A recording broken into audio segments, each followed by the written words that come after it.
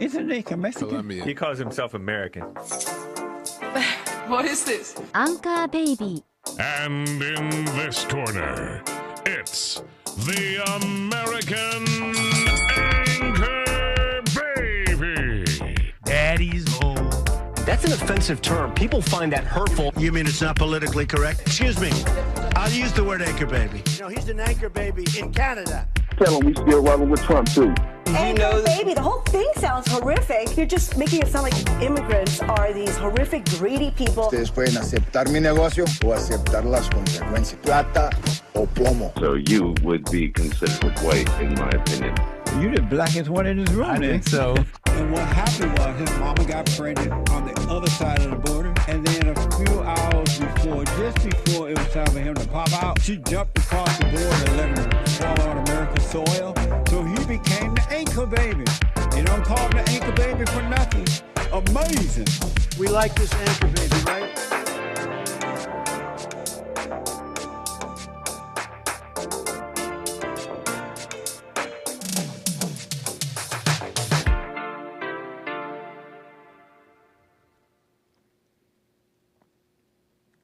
Hello, I'm the American Anchor Baby, and this is my show. Thank you for tuning in. Appreciate that. How you doing?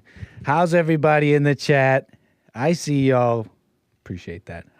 Hook Long in the chat. That's a name I've never seen.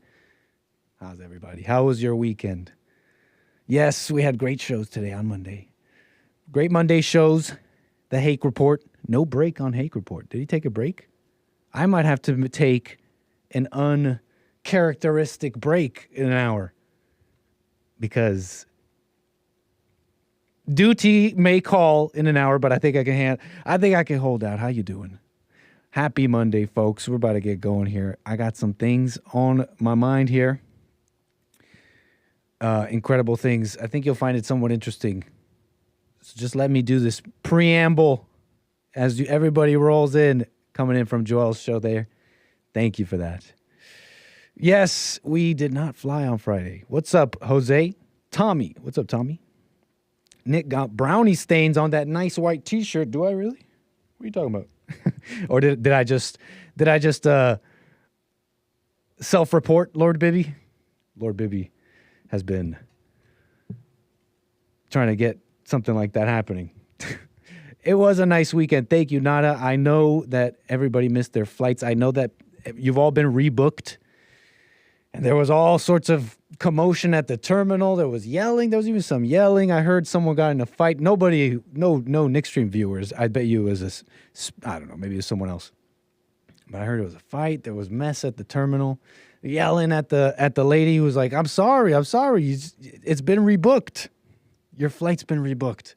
In fact, this especially goes out to those who bought first class tickets. Thank you for that.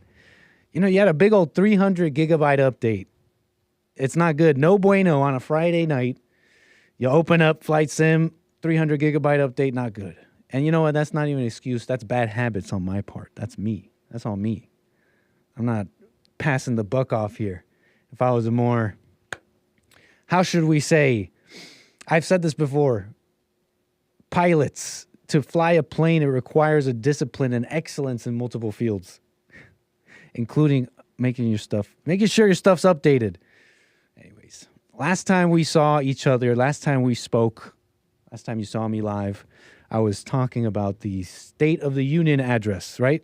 Biden was going to do his SOTU, as they call it, the State of the Union address. And I mentioned, of course, I think there was even a caller, if I remember, who was unhappy with me, I don't know, speaking ill of the State of the Union address and how important it may be, even though I was saying I was interested in watching this particular one.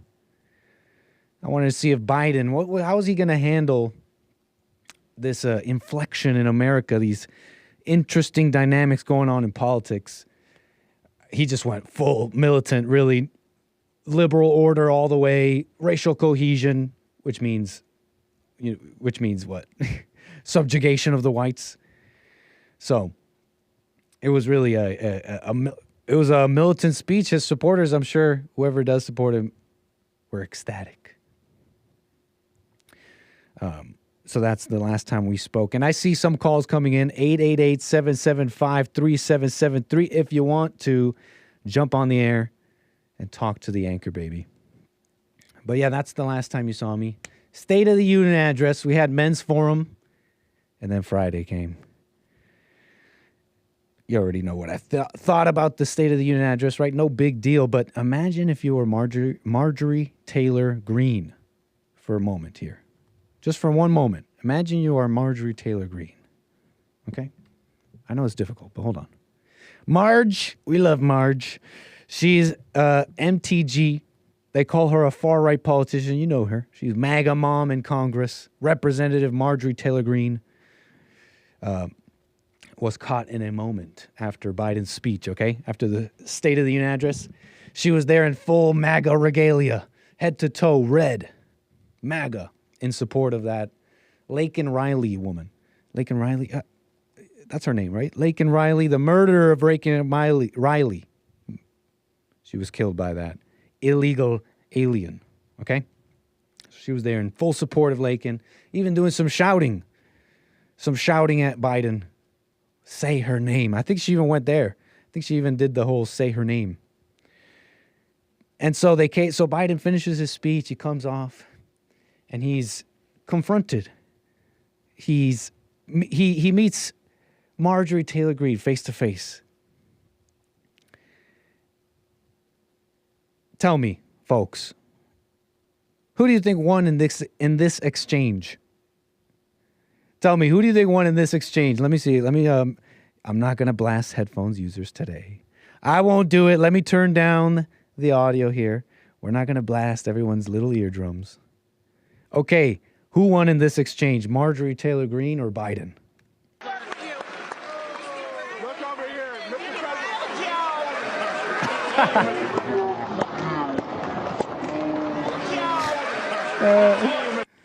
I'm sorry. It's over.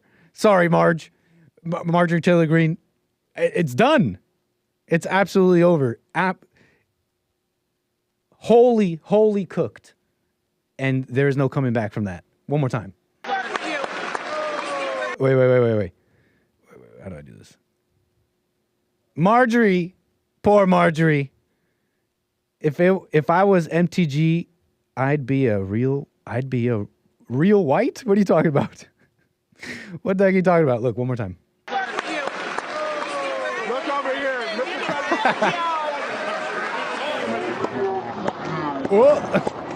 In one look. I'm sorry. I think it's quite clear, ladies and gentlemen. I think it's quite clear from that clip, from that exchange, that the winner was Biden. Biden was the clear winner in that exchange.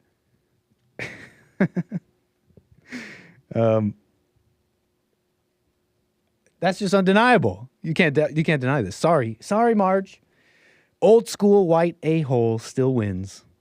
You just can't beat it. I've seen Jesse do similar things like that just in one look. I've seen Jesse shut down people with just a look like that. What? It just ruined days and careers. You know what I mean? Because you get in your head. Just ruin someone's day. Like, why do you look at me like that? This emotion over Laken Riley too. Do you guys share some of this apprehension? I know I had callers who disagreed with me, but it doesn't look good. Doesn't seem good. Doesn't look good. Obviously, nobody wants to see Laken Riley murdered. I don't think there's many who don't want these illegals here. We can agree on that, right? But this rah over Laken Riley, say her name, doesn't seem right. Something doesn't seem right. Doesn't look right. What do you guys think? It just seems like the wrong energies. I don't know if this is a definite litmus test, but when you start sounding and acting like the enemy, so-called, you should reflect. Say her name. You get it. I don't want Laken Riley dead. Nobody wanted this to happen, but it just doesn't seem right. I wonder if you all share my same apprehension. with this energy. Anyways, I was interested in watching it a bit because, like I said, I wanted to see if Biden would navigate these, like I said, interesting dynamics in politics. I mean, the liberals in the Democratic side that are increasingly radical, increasingly, angry and hateful. They want to defund the police, the thing with white people. You know what I'm talking about. So I wanted to see if he would navigate that increasing radicalism that has confronted seemingly with the Israel-Palestine stuff. The liberals, the increasingly radical liberals, have turned on the Israel allies in the Democrat Party, of which Biden at least says he's one, right? And in his actions has given them money and all that, right? So it really wasn't that, though. It's more of the same. More of the same. He's going full Lyndon Johnson, if anything. There was some clip I saw where he was saying something about having the backs. In fact, look at that. Oh, that's amazing. It's amazing when you have links ready. In fact, would you imagine I had the clip right here? He's talking about having the backs of black people, I believe. Black America, that you'd have our back. Do you feel you have our backs? I have your back, and I'm as much as any president has in American history since Lyndon Johnson.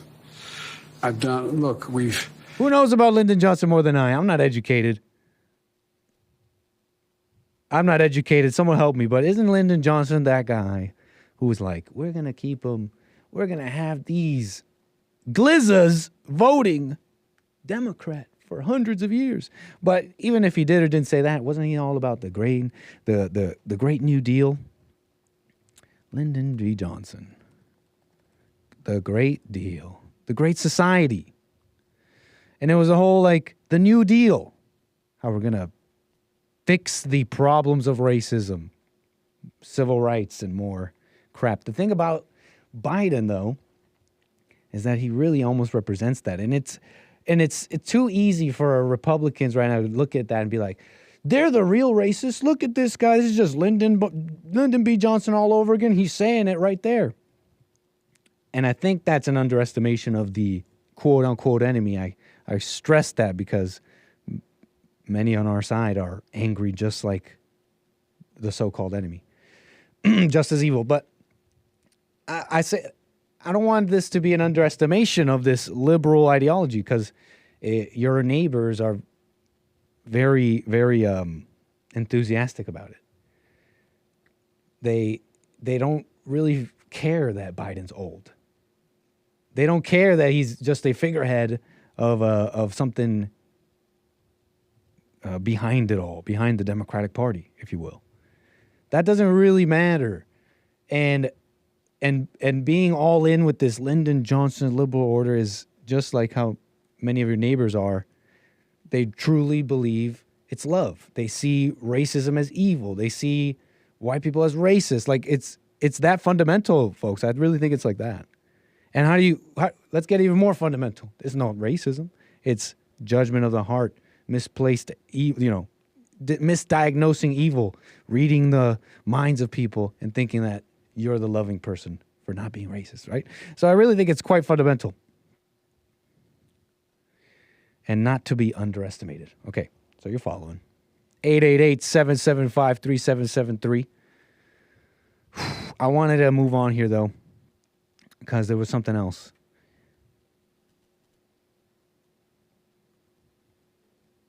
On something Jesse said in church. It has to do with putting your kids in sports. Anybody catch that conversation with the parents at church? Great church. Maybe I'll even tell you how it helped me a little bit. You hear Jesse all the time say, how did it help you, though, the service? We'll get into that here in a moment, but I think I want to take a call. 888-775-3773. I got Rick, the one and only, Hampton in Virginia. Thank you, sir. You're on the air. We got Rick. Hey, Rick. Nick, what's going on? Talking with Nick. How you doing, Rick? I'm fine, and you? All is well, sir.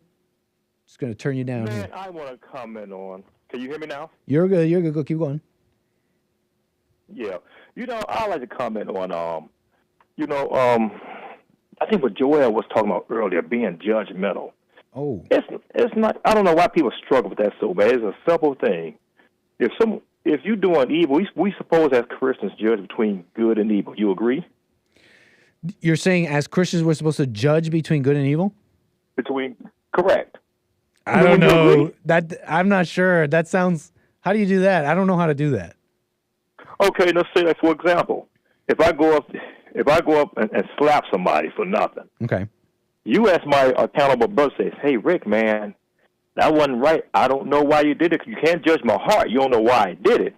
But my actions is wrong. I shouldn't have slapped that because, I'm bearing bad fruit. Now, when I show people love and kindness, you judge me by my actions. That's all we have, I'm following you. And, and if I say like what me and Joel was talking about with the girl, with the Charlie Chris, and he was talking to those girls. Yes. Now, sometimes you'll have some women, they ask you, "Hey, look, I'm a fans only lady, or I'm a porn star." Mm-hmm. And I would tell them, I say, "Hey, you're gonna have a hard time getting a true man because, men don't, we tend not to want to get women in those kind of industry, and that's true. You're not judging them. I'm not angry when I tell them, Oh, that's interesting. I'm following you. I'm following you much better now because these words, judging, you get lost a little bit, right? Yeah. Christians use it and others use it. So I didn't know what you meant. So for you, it's like the sign that you're judging is the anger that you got mad. So when you weren't, when someone is telling a woman doing OnlyFans the truth that, hey, you might not find a man, that's not necessarily judgment. I'm following you. It's not judging. Yeah, I'm the just telling key is you, the anger. Especially, yes. Now, if I'm getting mad because you do it, hey, they have a right to be wrong. You know what I mean? 100%. If people want to get an abortion, we know that's wrong, but they have a right to be wrong. That's Adrian Rogers say. They have a right to be wrong. They're going to suffer. I mean, you can do what you want, but you can't control the consequences. Making sense to me, Rick. 100%, yeah. So what do you think it is that people don't get about judgment? I think people just want to do what they want to do, and their ego gets in the way. And when you do wrong, instead of people looking at themselves, being accountable, and say, "Hey, you're right, man. I need to stop doing this." Their ego get in the way and say, "You're judging me," and they know they're wrong. That's true, Rick. Well, right on, Rick. Wrong, I think you just set me up for my next segment once again. I'm about to alley-oop this. Oh. You just did me. I'm just about to do a layup here. You just set me up for my next segment. I'm going to drive it home. Once again, Rick, I appreciate that. This is a second time you've done that. Man, I appreciate all y'all shows. Man, y'all shows are a blessing, man. Hey, did you see that earlier? The video today, Jesse showed. It was two white ladies in the store, and a black girl assaulted. I mean, like pretty much beat both those ladies down, and a man behind the counter, he ain't do nothing. Yeah. Did you see that video? She was like, that's true. I remember the video now. And I was thinking the same thing. Yeah. The guy in the counter, it sounded like a guy. The guy behind the counter was like, ma'am. And I'm waiting for this guy to come off the screen into the frame, obviously in a spear position, to tackle this woman down to the ground. And I saw no such thing. That's right. I was waiting. He was over there, "Hey, ma'am. I guess he was scared." And there were two women. I'm like, there's two of them. I mean, were they elderly women or they was, middle-aged women? I couldn't quite see them. I forget. But there was elderly women. Wow video, though. Check it out on the Jesse Lee Peterson show. Right on. Yeah. And my thing is now, if they were elderly women, I can understand why they didn't fight back. Well, right but on, they Rick. were like young, middle-aged white people. Both of them should have, stopped the threat. I'm not saying just beat her down, but I'm saying she threatened. Matter of fact, she even threw 2 jars at the woman laying down. All they was asking her was stop using foul language. And I truly believe, not all, but most blacks are cursed. I mean, I truly believe that. I mean, my wife was telling me she works at a Christian school, and it was a black lady that works at the Christian school hollering at the kid, and a white guy came and corrected and said, "Hey, look, you shouldn't be hollering at the children." And she got upset and then come around and talk about he's racist. I don't know why. See, that's the anger right there. When you have anger towards somebody, I don't care if they're That's the curse. coming at you with a right situation. Yep, the curse. And blacks can't drop it. I don't know if they don't understand it, but it's going to be worse for blacks until they drop that anger. Right. I mean, And they're there's not no one going to own telling nothing, them. not going to build nothing. There's no one really telling anyone that that's what's going on with people. So it's like we have no chance. People have no chance in the homes anywhere. You know, it's so funny. I had a guy that asked me today. We worked, and he said, "Man, there ain't many blacks in leadership here. It's racist up here." And he was saying it's racist up here. I said, "No, does y'all apply? I mean, do people black apply? Because first, a lot of time when you get most blacks, first people I want to be in charge. I don't want to be in charge." So And it's straight to that. It's straight to that conclusion. Right, and it's just like you don't know why. It's a lot of reasons. Now, a lot of times I'm telling you, people do hire people they know. Nothing makes sense. There's no logic to it. The only thing that makes sense is that it's pure evil. It's the works of demons and the works of hell. That's the only way to explain all this. It's the only actual rational conclusion. Right on, Rick. Well, I appreciate your call. I'm gonna do this layup and finish up this next segment, Rick. Appreciate your call. Call me again. Man, I'll be listening to the show. We'll do that. It's about these college athletes, young women in college making buku money on OnlyFans. I think you might find this interesting. You kind of set me up here. Appreciate it, Rick. Call me again. Will do. Love y'all. Yes, sir. Be blessed. I'm not playing, Hillary. I'm being 100% sincere when I'm talking about this layup. I did not expect Rick to call in about that. And here I am about to literally talk about something just like that. He did that recently. The exact same thing. College athletes. So check this out. Well, it reminds me a little bit about church yesterday. Rebuildingtheman.com/church. Did you know Jesse Lee Peterson has church? I speak to people all the time in there. Don't know about that. Rebuildingtheman.com/church. Great fellowship yesterday. It was nice. Fascinating. Awesome, interesting story about enduring. I know everything, but man, I need to endure. I just know that's what I got to do. Jesse also talked to some parents, if you caught this part of the service. Very nice.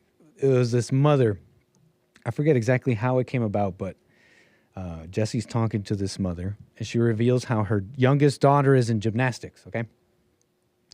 And this conversation with the parents centered around the ego of the parents in general, just parents in general who impose on children. They see the energy of young children, and they impose things that the child would have never done naturally. For example, putting them on all these sports and programs. And Jesse kind of makes the point how parents and people are fooled into thinking they need all this stuff. Their families need all these extra things. Their kids need to be in all the things because they see the other kids are in all the things and all the programs and the sports, so the kids got to be in it. And young, too. They get them in there real young.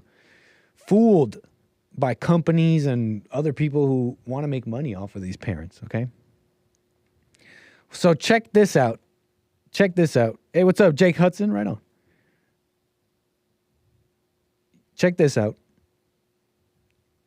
New endorsements. This is an article out of the New York Times, okay?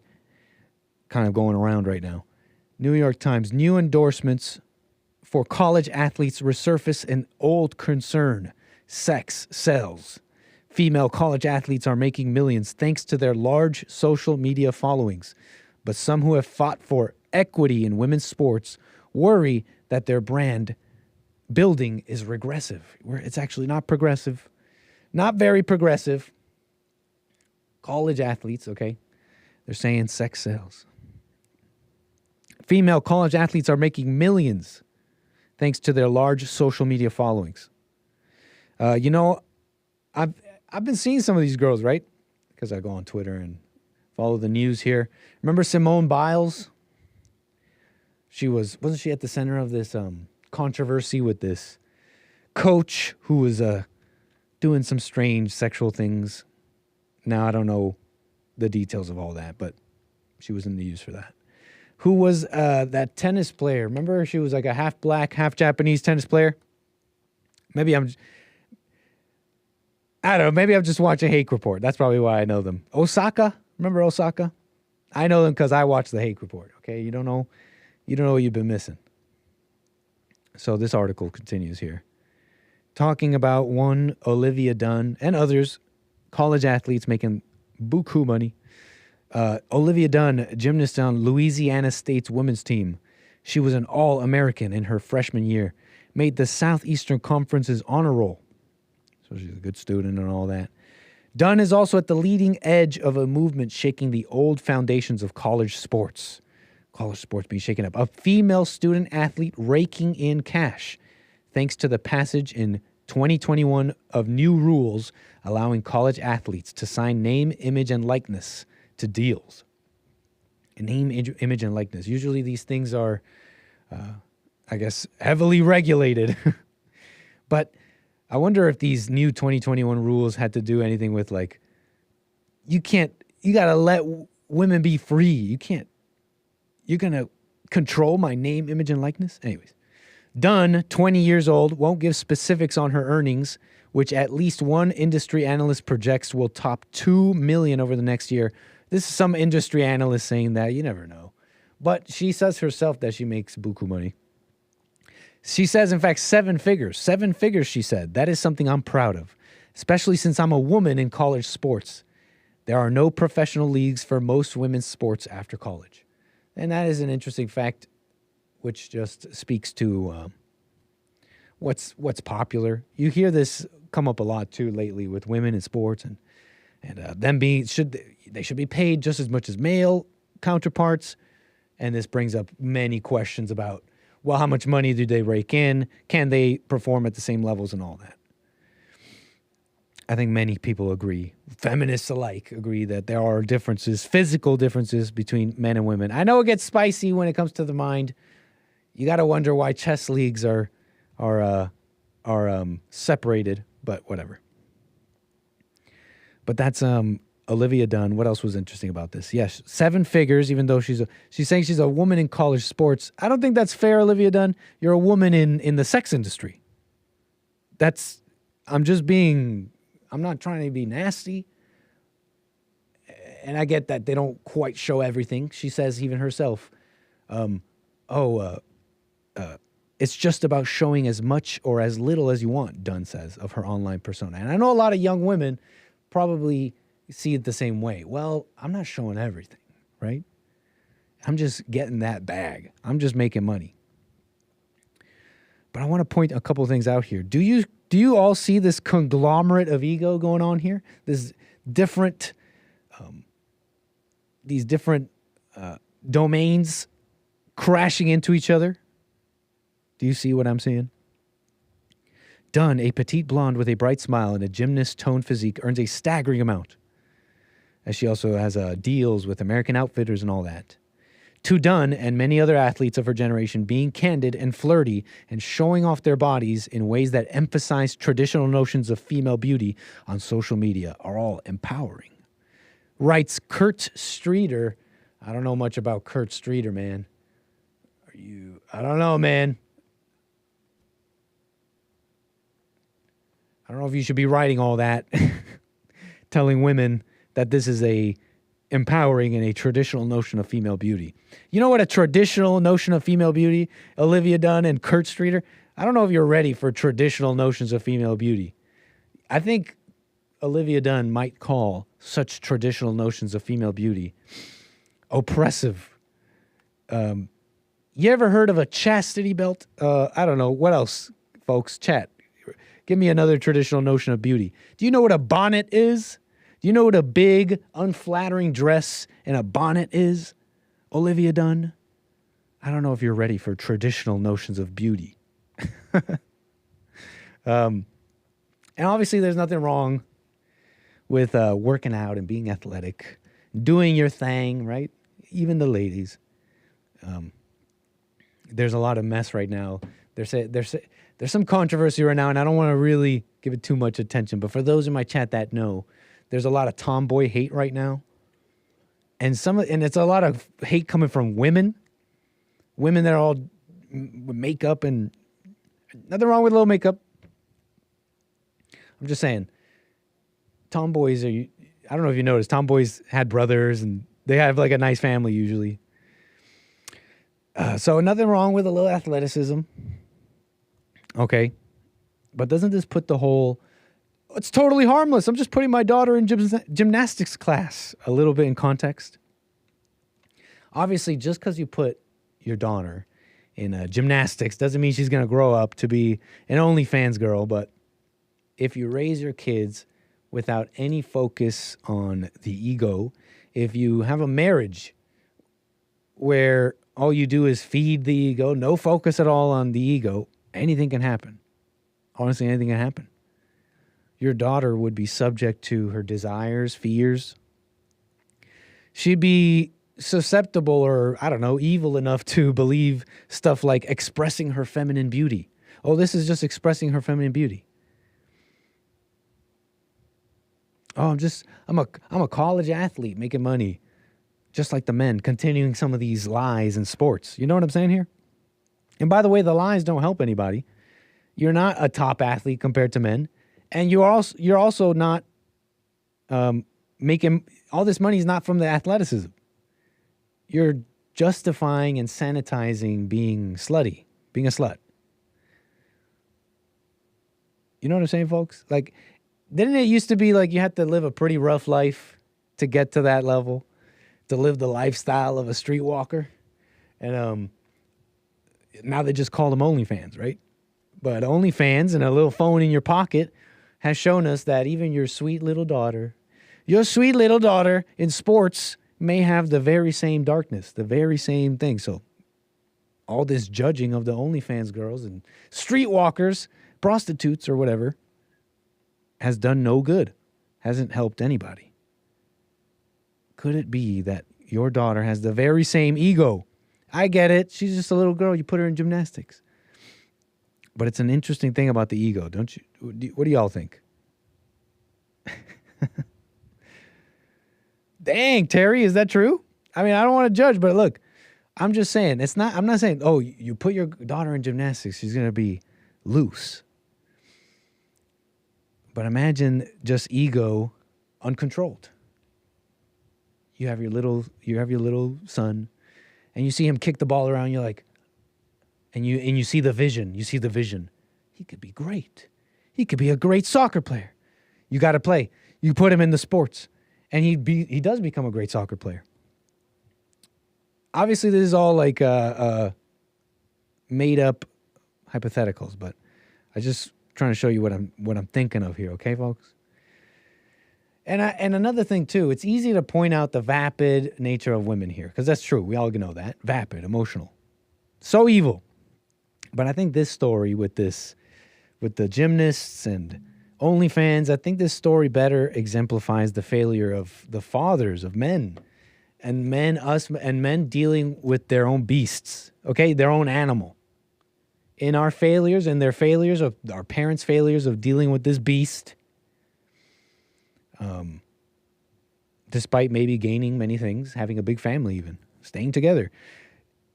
Keeping the family together, not divorcing, not dealing with the beast, I think has been quite detrimental. Am I making any sense?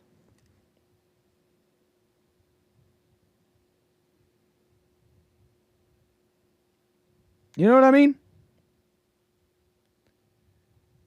The beast. Okay. We're going to get into that. There's a really fascinating article that came up again that I've read to you not significantly quite a while ago. It's The Mother's Gauntlet. And it speaks to a little bit of what I'm talking about here. Hopefully you can maybe understand where I'm coming from with this clip here. It's from that podcast, the Whatever podcast, okay? They have these women, they come up, they sit them around in this round table, and they tell them, no man's ever going to want you, you slut. And then the sluts, they respond, hey, I'm... various things. I'm not a slut, or I am, but what's it to you? Or it's nothing wrong with that. It's a woman's world. Blah, blah, blah. Whatever. You've seen some of these podcasts. Getting them getting these ladies and shaking them and breaking them. You sluts. I'm bringing up this clip here from that same podcast, or whatever podcast, because this is a fascinating moment I want to show you, where it seems like, I don't know if he's conservative, I don't know anything about him. So it's really not a personal thing. I really don't know anything about these people. But this clip is going around viral. It seems like a married man going through the gauntlet,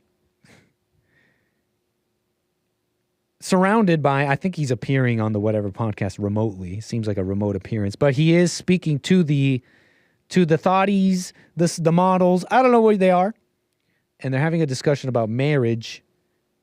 Okay, marriage. Who wants to get married? Watch this clip here, and maybe you'll understand a little bit more where I'm coming from. What's got me irked? Because you got this married man responding to the women, to the ladies. Tell me, Chad, is he showing the ladies love here? You're married, right? You, not for Andrew. Yeah, I'm married. Okay. So how long have you been married for? Over a decade. Okay. Over a decade married. Let's watch it again. You're married, right? You, not for Andrew. Yeah, I'm married. Okay. So how long have you been married for? Over a decade. Okay. So what if you found out something from like 25 years ago that you didn't agree with? Would you immediately divorce her? Depends on the severity. Mm-hmm. If I found out that she was an OnlyFans girl or something like this, yeah, it would be an instant divorce. 25 years before, and like before she met you. I'm just asking. Yes. Okay. You're married, right? Yeah. Instant. He said that so easily. It's just like, yeah, duh. Even if we were married 25 years, even if she was doing OnlyFans before I met her. That's an instant divorce. And I bring this up because these podcasts, whatever, and again, I don't watch these shows, so I don't know anything about the host. I don't even know his name. But some of these shows and stuff are being touted as a sort of like premier place where men are taking it back from this feminism and from the women, and it's time to be men. You think I'm not gonna instantly divorce my wife of 25 years if I find that she did one single picture that's gross or that I don't like? You don't think I won't? I'll do that in a second. Instantly, he says. Instant divorce. Dang. Even if you found her doing OnlyFans, like, I might catch hate from this, but I'm just wondering, folks, like, what is marriage? What's the point? What are we doing here? Are we trying to get married just because, so I feel like a man? So I just feel like a big old man. And yeah, that's my wife, and I run things. And I run things so hard that I would never let her do OnlyFans. I wouldn't be caught dead with an OnlyFans girl. You following me here a little bit? What are we doing? What's the point of getting, what are we trying to do with this marriage stuff and love? And this goes for me, right? I notice the way I speak and about people and stuff. I really got to watch myself because we're trying to at least discover love, right? And see how we're not as loving as we think, okay? Even if you found her doing OnlyFans during your marriage, I don't know if that's grounds for divorce. What does the Bible say? I forget. What does the Bible say about cheating? Your wife cheats. Does that mean you could divorce her? I don't know, folks. Where's the love? What are you trying to get out of a woman? Imagine this. If finding that out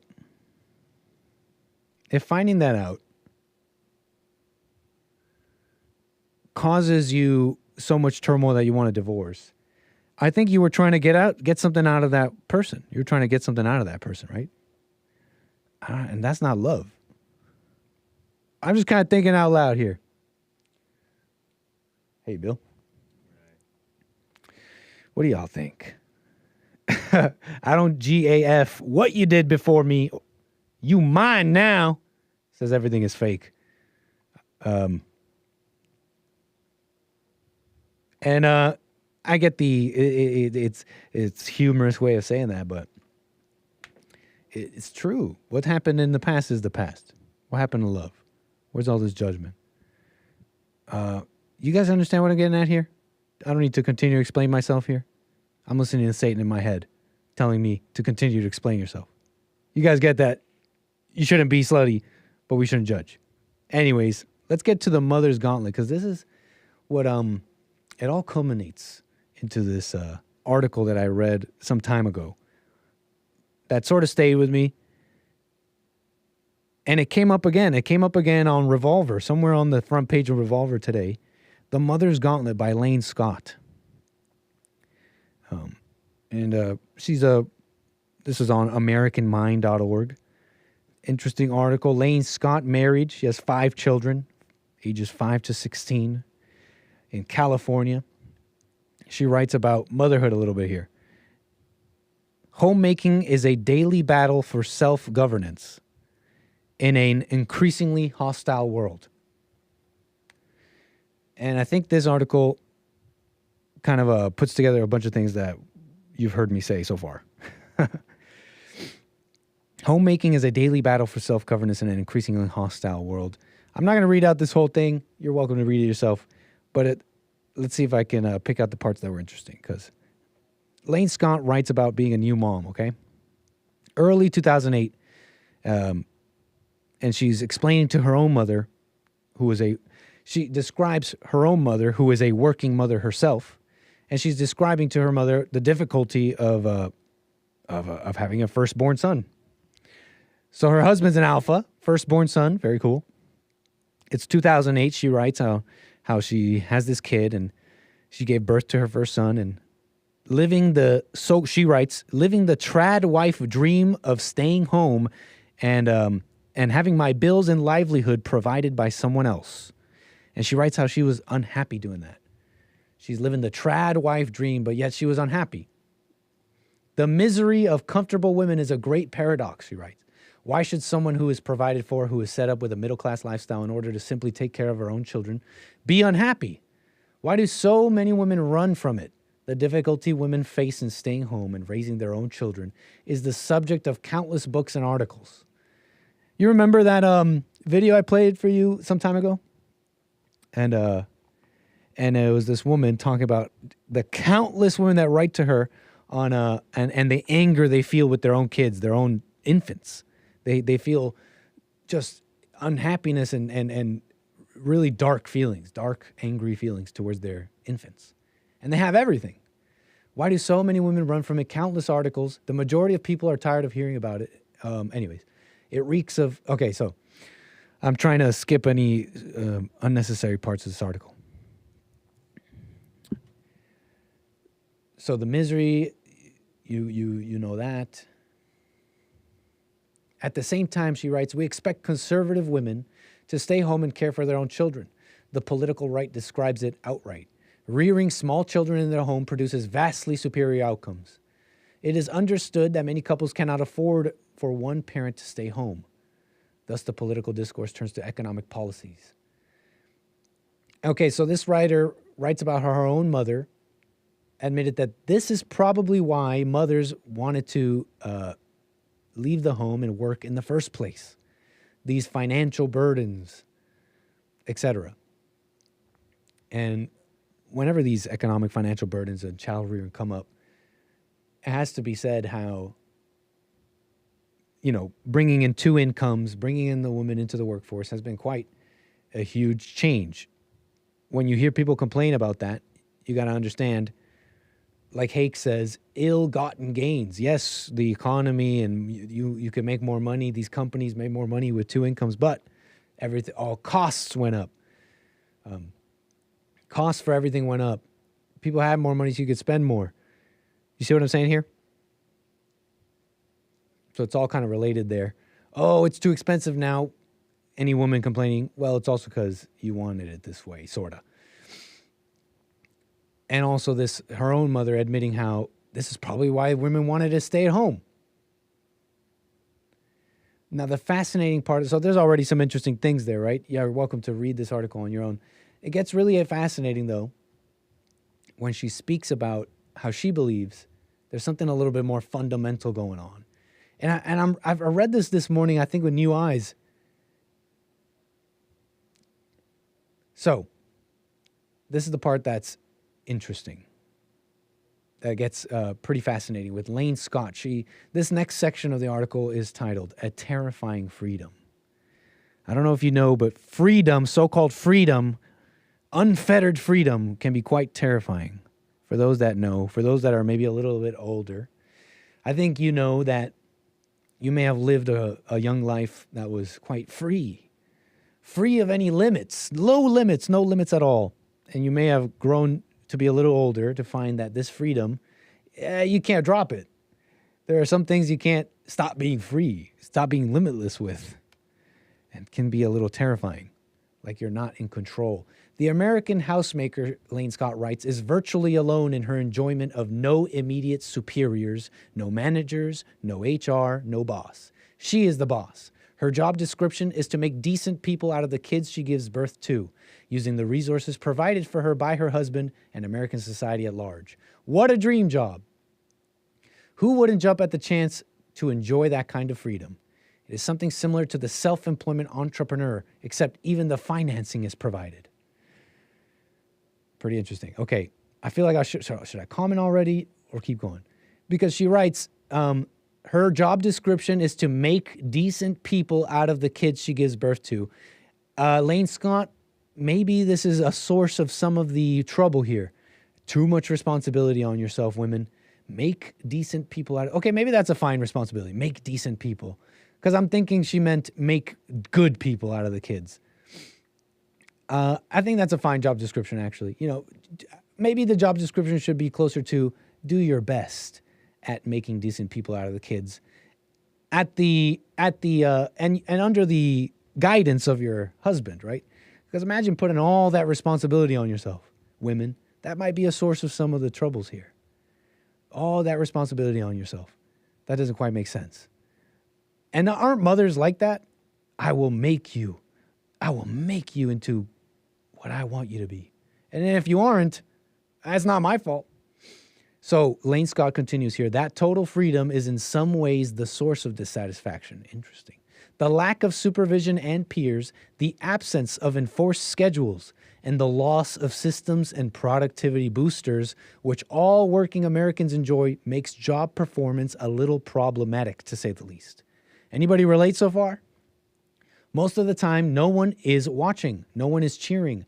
No one is there to keep you honest. And worst of all, no one is there to tell you what ought to be done now versus later, that day versus the next week versus never. What this means is that there is no system to prevent you from slipping into your worst habits day in, day out. Isn't she just describing the beast, fellas, folks, men in the chat? She's describing the same beast we deal with, the beast of the mind. I don't think she's lying. I don't think she's exaggerating or lying in the slightest. I think so. I bet you a lot of men see their wives as stay-at-home wives and they think she has it easy. She has it so easy. And there's obviously a truth to that where men have to, they have different responsibilities and they have to go out into the world, make money and all that. There's things expected of them. And it's different when you just got to deal with the home. But I bet you a lot of men have that mentality. And you shouldn't have that mentality at all. It shouldn't be. I'm just saying, you guys are a team, right? You're supposed to be a team. And you have your roles and your places. If you're going around, even internally, even a little bit, giving play to that thought in your mind, which is coming from Satan, she has it easy. She's the woman. She has it. That shouldn't even be part of your thinking. That kind of thinking it breeds other things. The beast starts breeding other things, starts breeding feelings. And those feelings of resentment turn into contempt. You're not doing your job as the man if you're letting that little thought become real. I honestly think she's being sincere. I don't think she's being she's not exaggerating about what I'm trying to say is, I guess, the difficulty. Although it's not really difficult. I just don't think she's exaggerating here. about slipping into your worst habits and being just left to your own devices. Anybody who's dealt with the mind, who's dealt with their own habits and dealt with life knows what this woman's talking about. And it doesn't this bring into question many things? What's the husband's role? I wonder how the husband deals with those things that she's dealing with in his own life individually. She writes, your habits are the crux of the issue. Life at home with small children requires self-governance. One must be free of slavery to lower passions, lower pursuits, character weakness, and laziness in order to do it really well. And almost no one notices when you do it poorly. No one notices it when you do it poorly. Imagine that. Particularly in the early years, you could slip into depression, watch soap operas all day while your kid languishes in the crib and no one would know. You could fail to interact with your child at all, only accomplishing the bare minimum, washing and feeding. Most people would just shrug and say, well, you're doing your best. Anybody finding this article fascinating? Or is this just me? 888-775-3773. What are y'all thinking?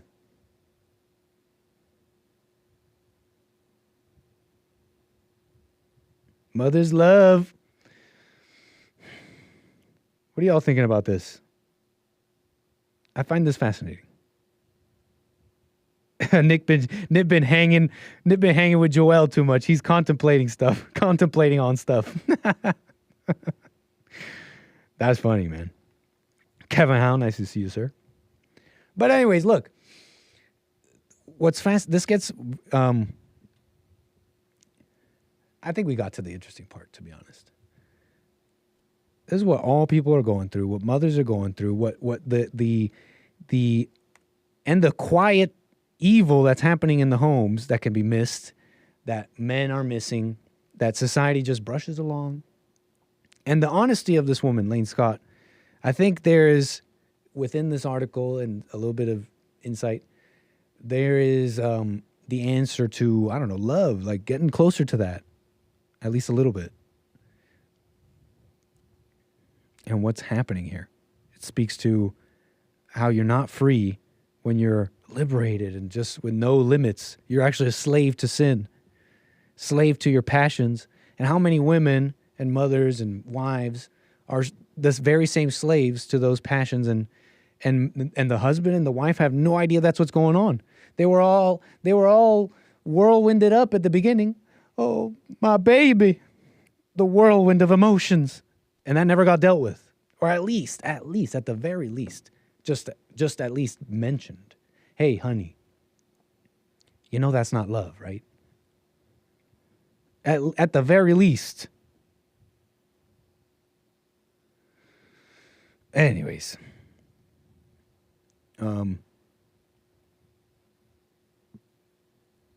It just makes me think about many things. About marriage and what it might take and all that. And how it really is, it starts and ends with you as the individual. To be the best husband you could be, the best, to be loving, truly loving, and really be a good husband and a good example to the kids. And it has nothing to do with the kids and the wife. It has to do with you. And if you're okay.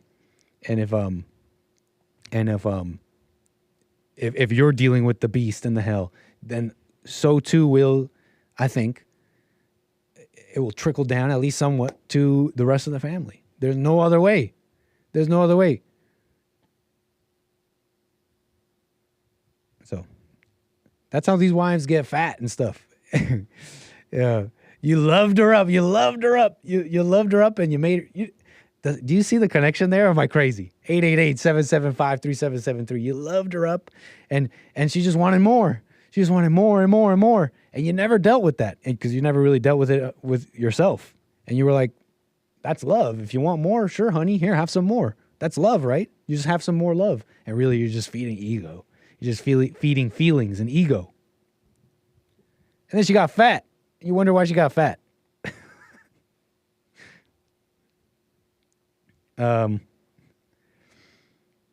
Manja, more.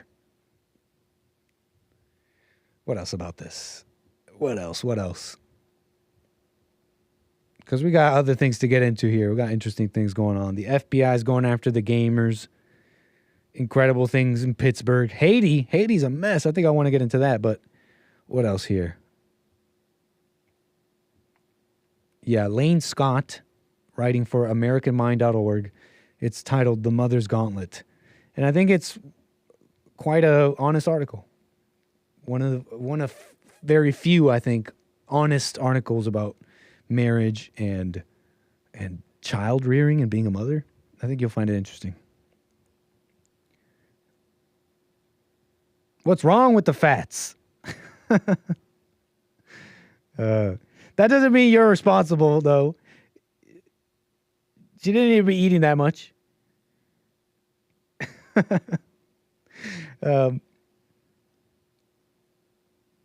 Don't let the blackness spread to you, Nick, says Kale. So Kale in my chat. Do you know who you're talking to? Don't let the blackness spread. Can you clarify what you mean, Kale? Because I don't think Kale has seen my ancestry. I don't think you've seen my DNA makeup. Do you know what show you're watching? Nick sweating out his thoughts. You know it.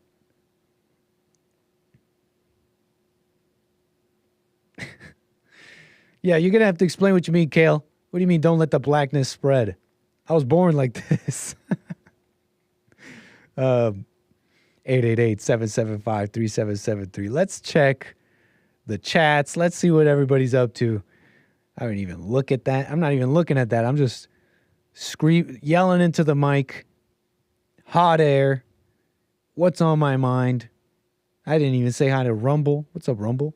Rumble.com/American Anchor, baby. My supporters over there. Being enlightened till I rise. How you doing, sir?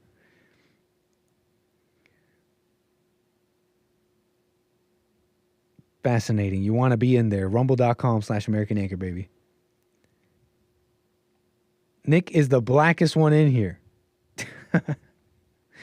I think we can move. I think we can move on. Oh, James, since you're here, can you give me that right there? That says Nick. Thank you. Nice. Nice. How do I not have my golden mic? I got a golden mic. I got a golden mic. There you go. That's good right there. Nick. Boom. Wait, hold on.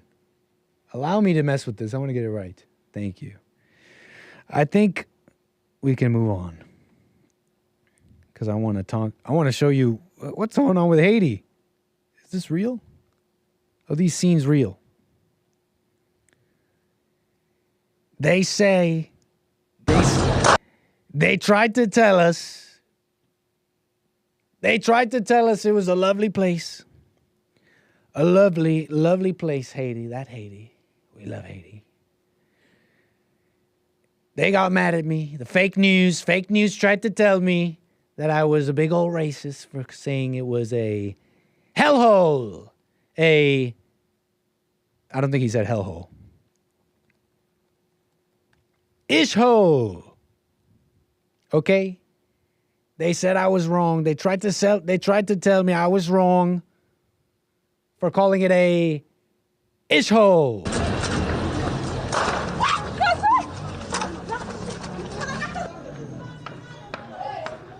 Port-au-Prince, Haiti.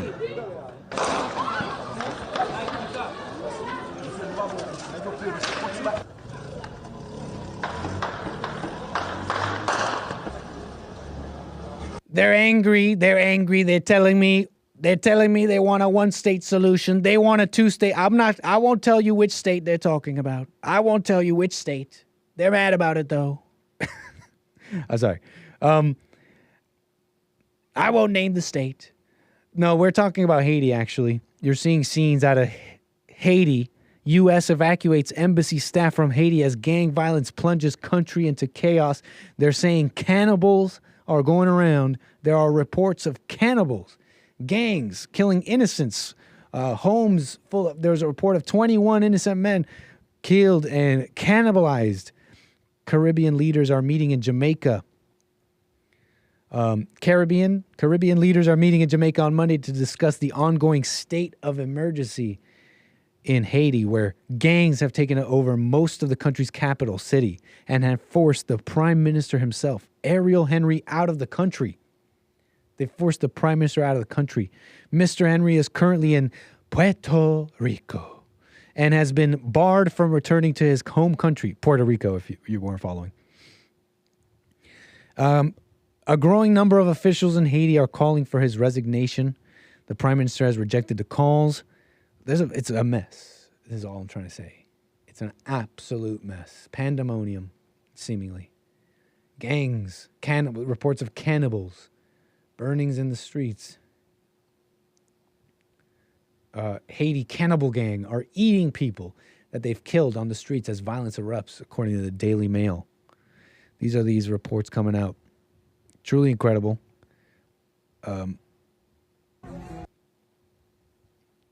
Wild scenes. And there's a number of reasons why I'm showing you the wild scenes. Obviously, the easy dunk, the easy alley-oop dunk on the Democrats and liberals who admonished our president, Donald Trump, for his commentary on Haiti and countries like Haiti. They're calling it a ish-hole. They're calling it a, they're saying Haiti is already great. What is this? This is Bill Maher. What's this guy? Conan O'Brien? That's his name, right? I don't know who this woman is. I forget her name. I don't know who that is. Conan O'Brien. Haiti is truly a beautiful country. Hashtag Haiti. All in response to these horribly racist comments by Trump.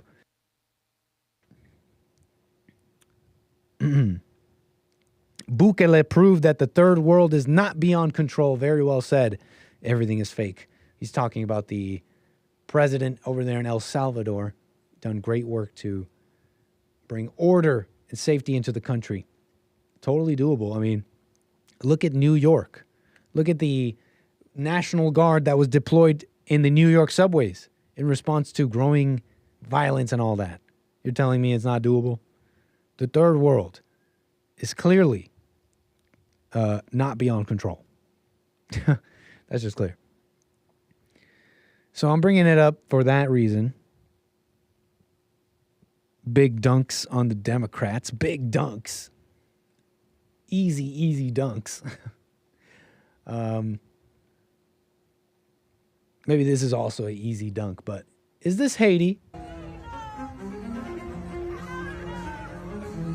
Is this Port-au-Prince, Haiti?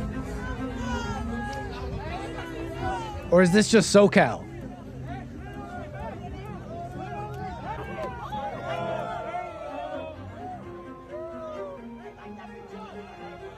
I mean, you don't need me to tell you this. We don't need to judge Haiti. We got our own problems. That guy almost went on fire. That guy almost set himself on fire. Yeah, I don't think this is Haiti. I don't think these are the Haitians. The Haitians. If I was French Canadian, that's what I would call them. I don't think these are the Haitians. They're not Asians either. These are Americans, I think. Incredible scenes. Incredible scenes. I'm showing you this. Obviously, the contrast. That's clear. Obviously, to show you the contrast.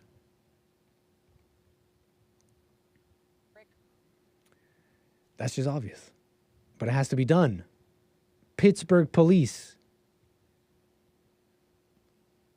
This all peaks. This whole segment peaks with this clip. Watch. Rick, what was the big takeaway today? Yeah, Susan, residents of the city will see a major change in the way police...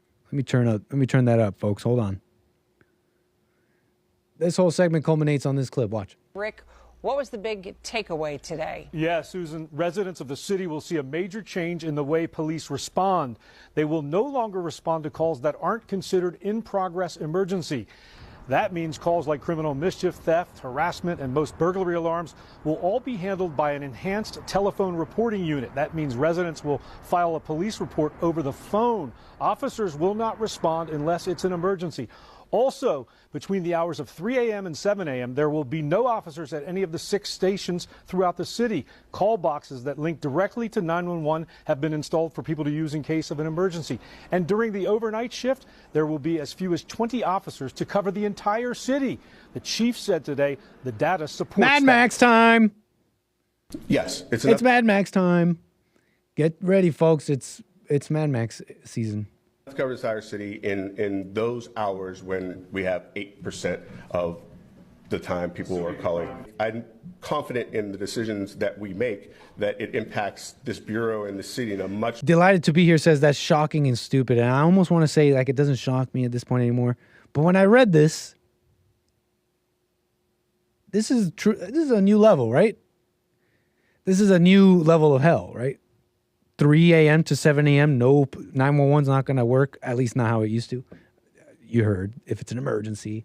But field, and I'm reading this from CBS, sorry, ABC. All your calls, let's say you put in a report between 3 to 7 a.m., it'll be left for the morning guy to pick up and deal with.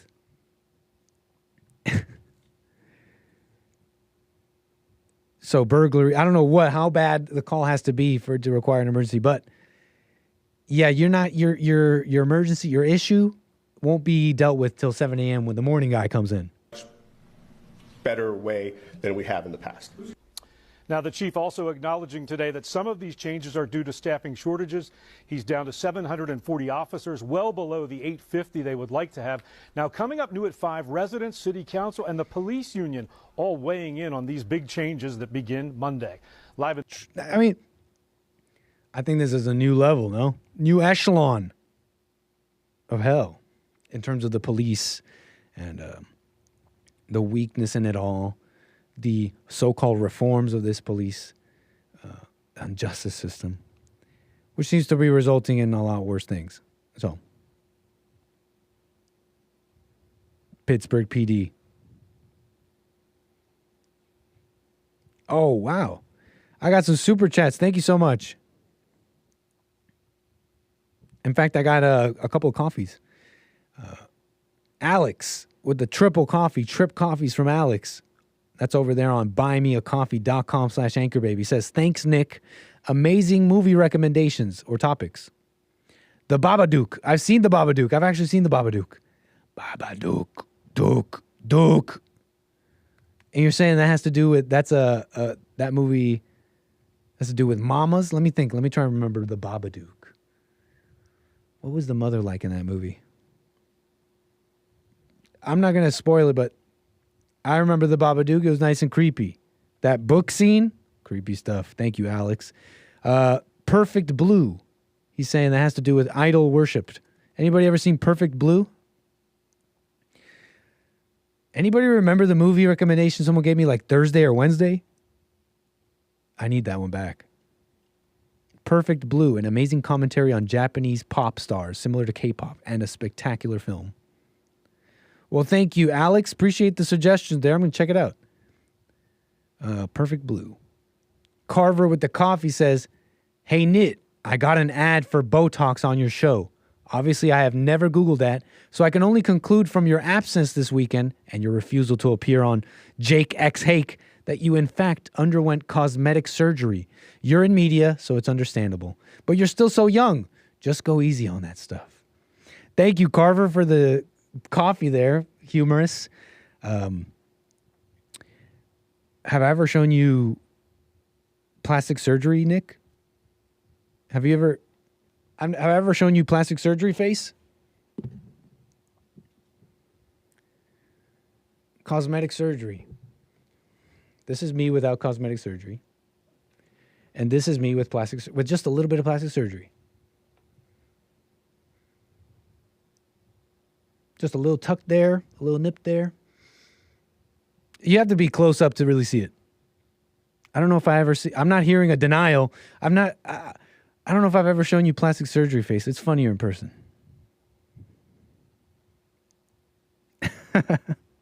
And it's tax deductible. This would be a tax deduct. This is for my industry. This is for my career. Okay? So please donate so that I can. How are we going to end up looking, chat? Are we going Chad? Are we going full on Chad face?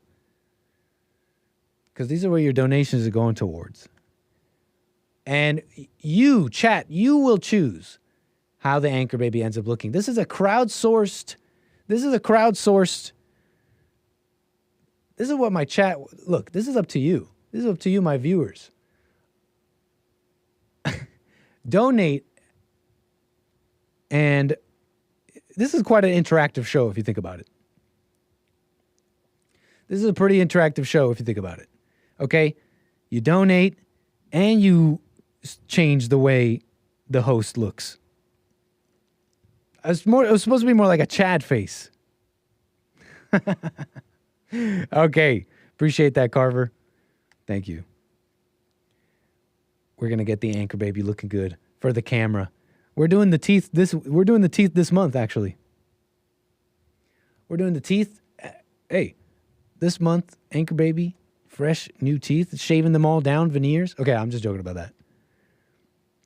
But we are getting the teeth done. It's tax deductible. I'm in the industry, folks. Don't you want your anchor baby looking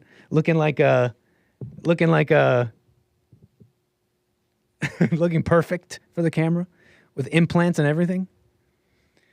Maybe I should set up like a little purchase list.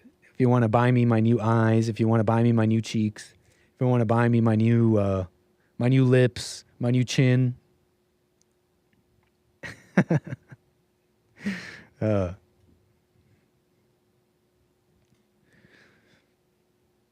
I got my life together. I can actually fix my teeth, folks. You should be happy for me. It's not like they're bad, but if they don't get dealt with, they will be bad eventually. One day, I will have a lot of pain and problems. Do it for White History Month. Okay, I think we can move on here. Let me see if there's any super chats I missed. Vasconomi. Thank you for the super chat there. No message. I appreciate that. Charlie Church says, I'll chip in for breast implants. Wait, hold up. You can't turn me trans. I didn't know that was part of the agreement. I don't know if that's cool. Am I really that? Is this show that artistic and that radical? The chat can really do anything to me? I don't know if I like that. We're going to have to talk about it, chat. All right, what shall we do now? I think the last thing I want to do here is, what do I want to tell you about? I think I want to tell you about the gamers, FBI going after the gamers.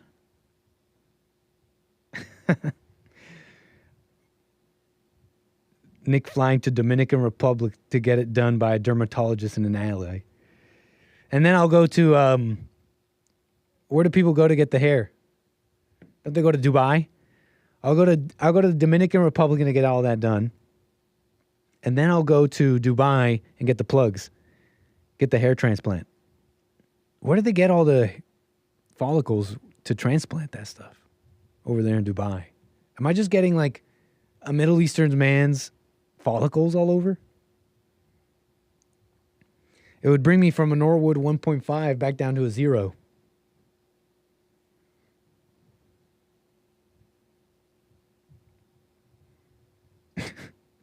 Stop it. Come on, man. If you're hot like Blair White, Alex Jones will accept you into his home. We love Alex Jones, right? But that was an interesting moment with Blair White and Alex Jones. Blair White, if you don't know who that is, political commentator for the right, conservative, transgender. Anyways.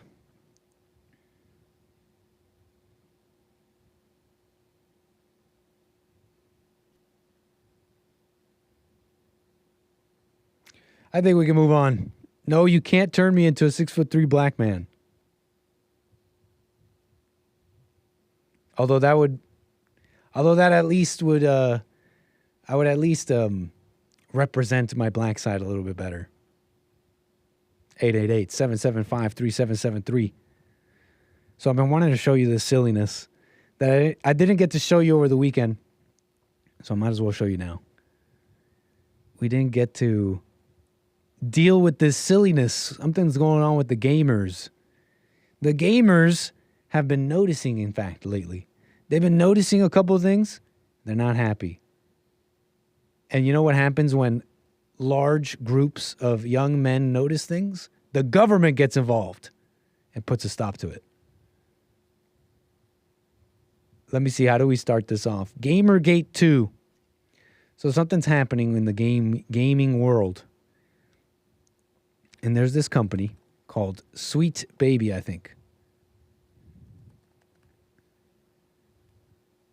𝒏𝒊𝒂𝒐𝒏 Inc.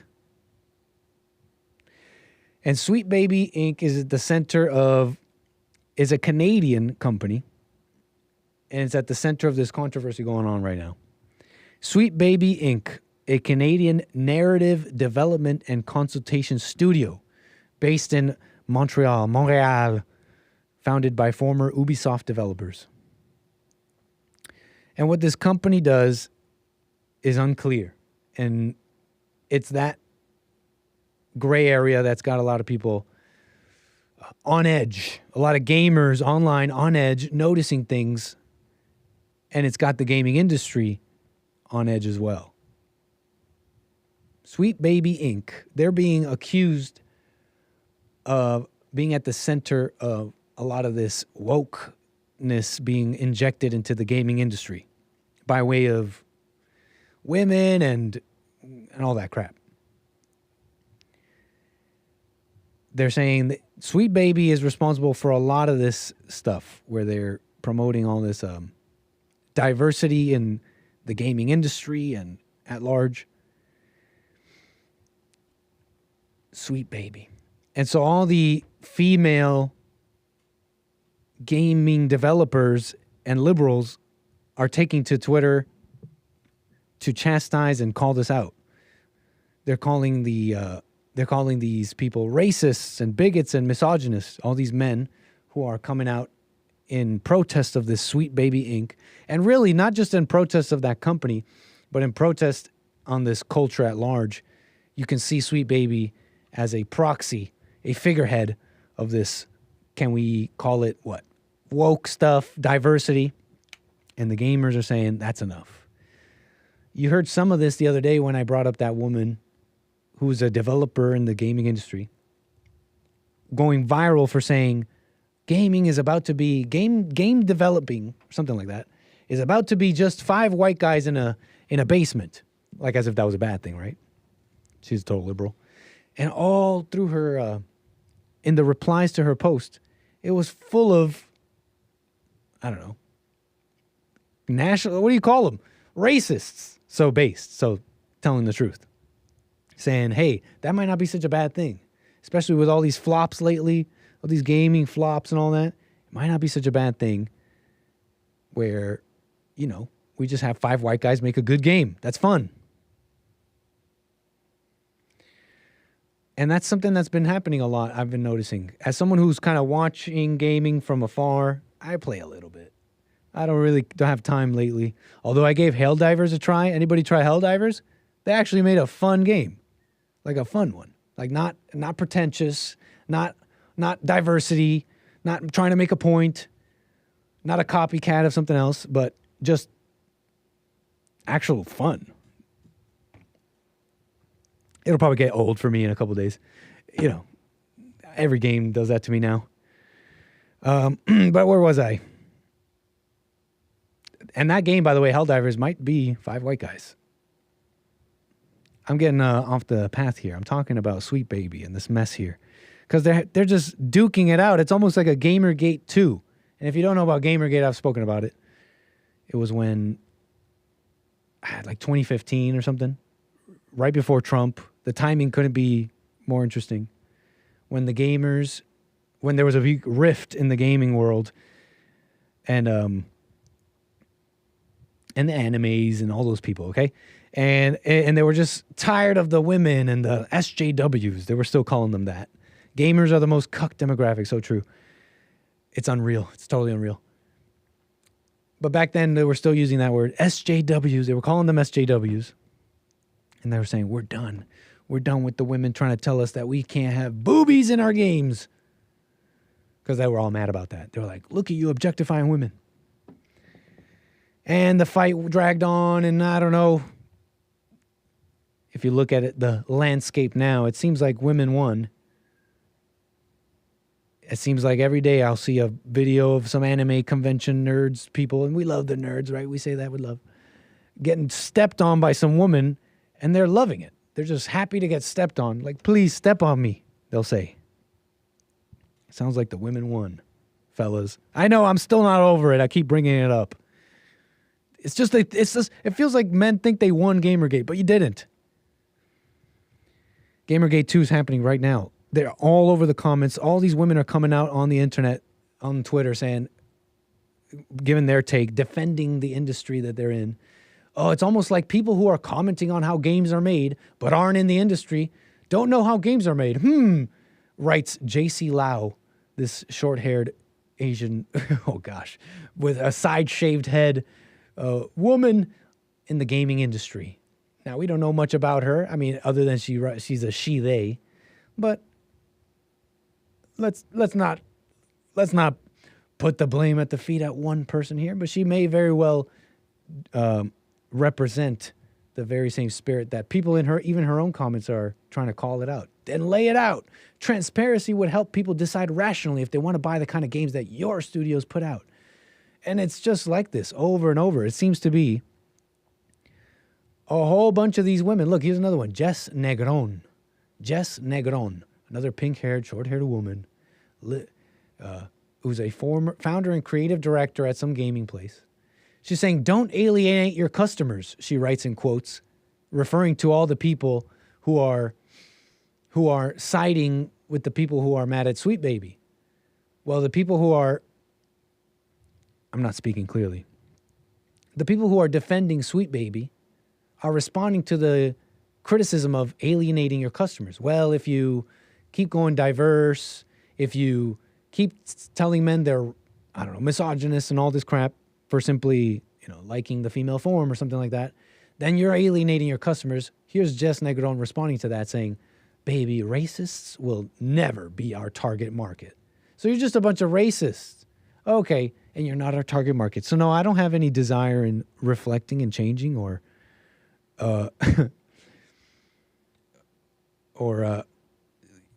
responding to all these people saying I'm wrong. Nah, I'm not even going to reflect on that. You're just a bunch of racists. Okay, so you're following, right? You're following what's going on here. Gamergate 2. Will the gamers win? Will they tell these women, shut up, you're wrong about everything? Obviously, you should make the product for whoever wants to buy it. That's not what I'm saying here, but I'm bringing this up because it's a kind of an interesting dynamic. Don't you find it kind of funny or interesting? It's especially interesting. It's especially interesting when you read this article here from The Intercept, posted the 9th of March. And understand, for context here, Gamergate 2, as I'm calling it, has been kind of ongoing now for a week. You got all these guys, they're saying, and they'll bring woman after woman. Okay, send them 𝒔𝒐𝒄𝒊𝒂𝒍𝒔. She'll convince them. And all in her comments, whatever, get out of here, SJW, pink-haired woman, get out, we want white men making video games. Okay, send them this cute girl. She'll convince them. All through her comments. And the network of female games developers are all trying to get in the conversation, trying to hold the line, but the comments just keep coming. Get out. We need white men. More white babies. I don't know if anyone's saying that. And the onslaught is just coming in. The ladies and their liberal men friends are trying to hold the line against the extremist gamers who are noticing things. In fact, they're now in the comments saying things more than just about Sweet Baby. They're speaking about women at large, making these sweeping generalizations. In fact, it's got the feds interested. the Department of Homeland Security and FBI are, in fact, in dialogue with Roblox, Discord, Reddit, and others out of concerns for extremist gamers. So that's just amazing timing. That's just amazing timing. You got diversity, equity, and inclusion being pushed on all fronts unyieldingly, with fervor and passion, and effectively too. You got a large population of young men and older men, really, let's be real, which are all gamers. And everybody knows when a bunch of men all start thinking the same way, things happen, stuff happens. So you got all these you got a demographic of gamers, of men, all seeing through, at least in part, through this gynocentric veneer of Sweet Baby and their ilk. And all of a sudden, days later, the feds drop in. They're like, yes, we just decided that it's actually really important to find the extremist gamers. That's actually suddenly really, really important.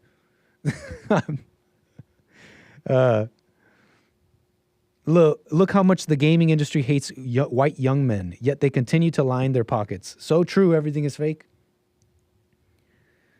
So here's the article here. Gaming extremists, the FBI. So gaming companies are coordinating with the FBI and the Department of Homeland Security to root out so-called domestic violent extremist content established with social media companies to, noting that mechanisms have been established with social media companies to police extremism. The report recommends that the national security agencies establish new and similar processes with the vast gaming industry. Big eyes on the gaming industry now. Got a bunch of extremists there. They may even think for themselves somewhat. The exact nature of the cooperation between federal agencies and video game companies, which has not been previously reported, is detailed in a new Government Accountability Office report. The report draws on interviews conducted with 5 gaming and social media companies, including Roblox. A lot of youngins on Roblox. I've never even tried that stuff. I don't know. An online gaming platform, Discord, Reddit, and a game publisher and social media company that asked to remain anonymous. The Federal Bureau of Investigation, so the FBI, the DHS, have mechanisms to share and receive domestic violence, extremism, threat-related information with social media and gaming companies. So that statement, I mean, what are we supposed to understand from that statement? They have the technology to monitor you. You got to understand that that's probably been like that for a while now. Just assume that you're being monitored. Even if you're lawful. I'm being lawful, officer. I didn't ask anyone to kill anyone. That was just a joke. I was referring to a meme. People get jailed for that. You're seeing that happen. Be careful what you put out there. Careful what you put out there, folks. Even if you think you're being lawful, these people don't care about that.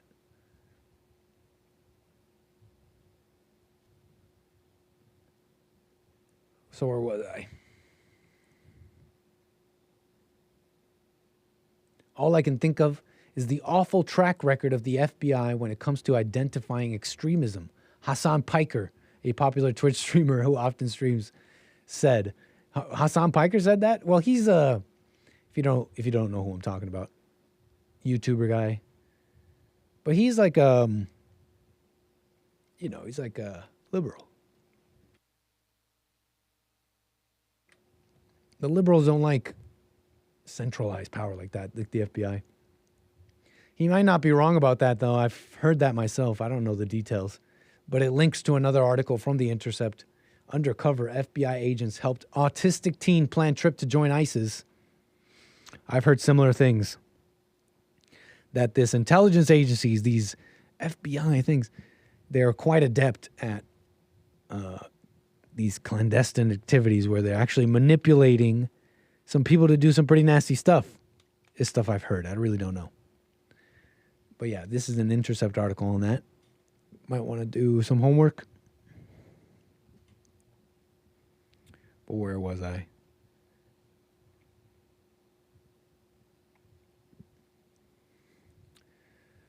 Where were we?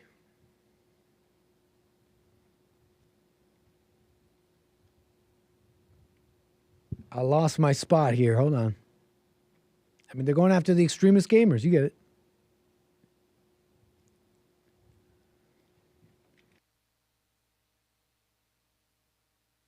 What MS? 888-775-3773.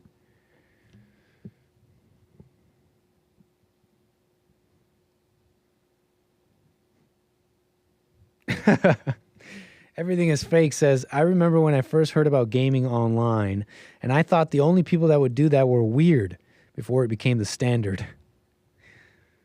That's funny, man. So, like, if it wasn't online, it wasn't necessarily weird. Who remembers early Xbox? Who remembers early Xbox Call of Duty lobbies? Now that's special. Now that's a special time of history. You couldn't be soft. You couldn't be soft in one of those.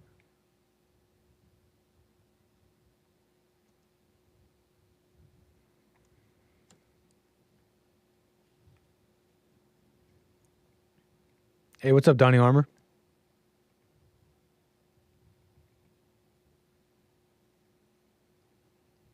But yeah, that's that on that. I think that's all I have to say about that.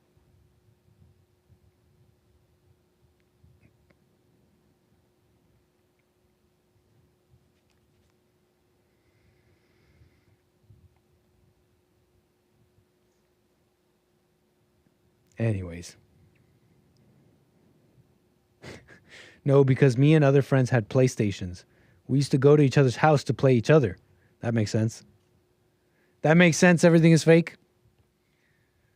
Sometimes you'll be willing to get bullied just to play video games. That's how cucked gamers are. I remember just taking my first bully who I stood up to. I remember him. I would just take his abuse because I wanted to play his video games.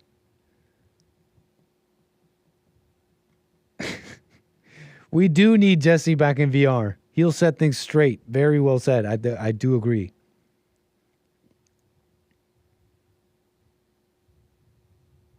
That would be nice. We definitely got to get him back.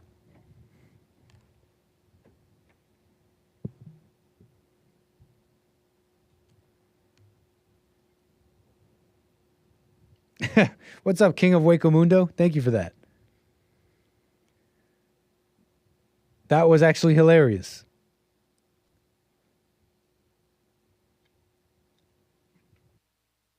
Hilarious moment on the show. Thank you, King of Wacomundo.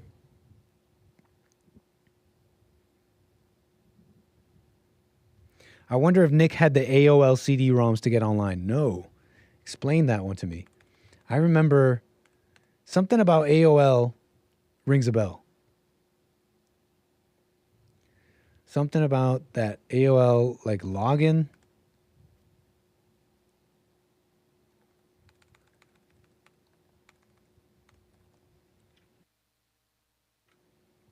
There used to be like a home screen, this AOL home screen, no? This right here. I've seen this in person, I think. Or am I just making that up? Is that just in my head? Was this before my time? I swear I seen this. Like in the 90s or something. Bill, do you know? What? Do you recognize this? Oh, America Online. America Online? Do you know when this is this the 90s or what? I feel like I saw this as a kid. Yeah, this is the 90s. Bill says yes, it is the 90s. Late 90s. So then it's quite like possible that I did interact with this AOL America Online. That's what it stood for, America Online. That's funny. Blast from the past. Thanks, Bill. No, I think I've clicked around in that menu, but I was a little bambino.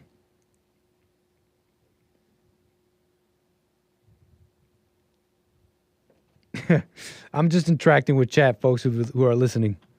Interacting with chat a little bit here. Because I got maybe one more thing for y'all.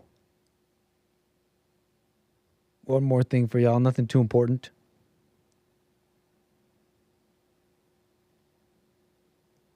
𝒏𝒊𝒄𝒌𝒔𝒕𝒓𝒆𝒂𝒎. You hear about this article?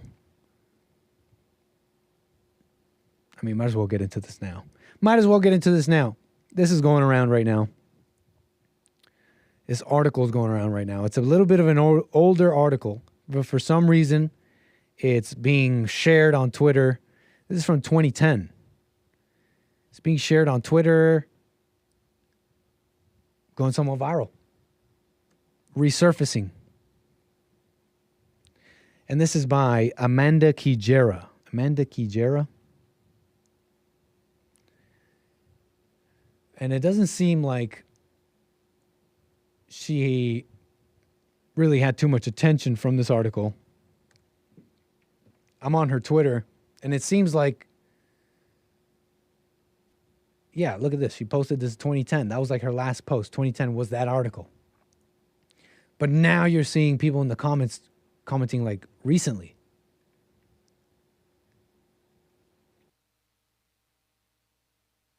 Asking her about that very same article on racetalk.org. It's titled, "We Are Not Your Weapons, We Are Women." And she writes about going to Haiti. Speaking of Haiti earlier, she goes to Haiti on a mission to preserve the dignity of black men in a world which constantly stereotypes them as violent savages.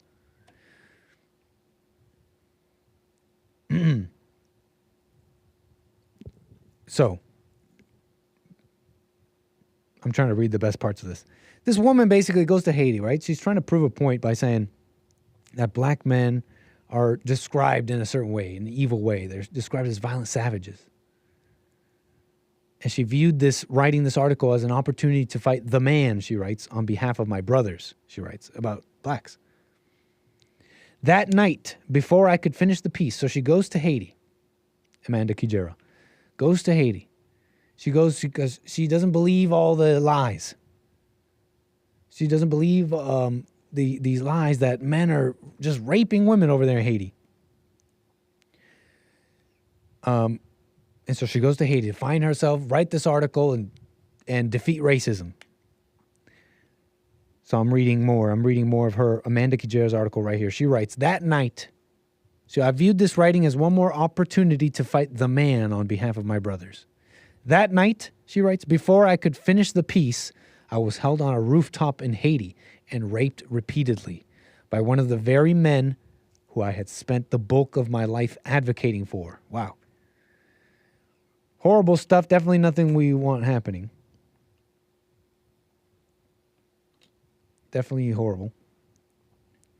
But where was I?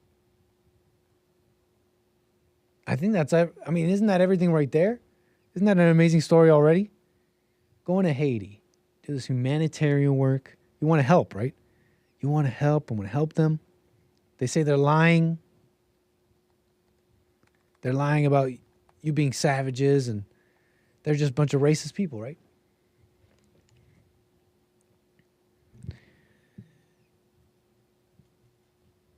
We are not your weapons, she writes.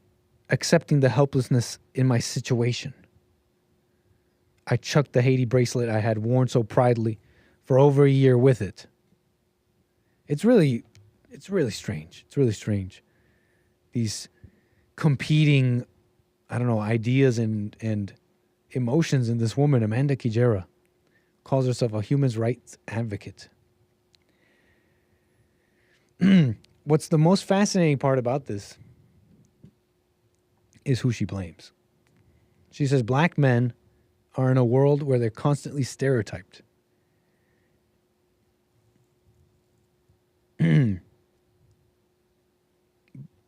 But she goes on to blame that they're just reacting to to white people, to being oppressed by whites, okay? Black men in this world, she writes. The pain, trauma, and rage born of exploitation are terrors that I have grappled with every day of my life. They make one want to strike back, to fight rabidly for what is left of their personal dignity in the wake of such things. Black men have every right to the anger they feel in response to their position in the global hierarchy. But then, that's such a mess of words, that's the evil. The injustice. She says, black men have every right to be angry. Anyone who says that does not love you. They want you in hell, and they want you to stay in hell. They might not even know it themselves, but that's what this person's saying. You have every right to be angry. I wonder, is she a Christian woman? Amanda Kijera. I wonder what she thinks about love and loving your enemy and loving and forgiving all people. You know what I mean?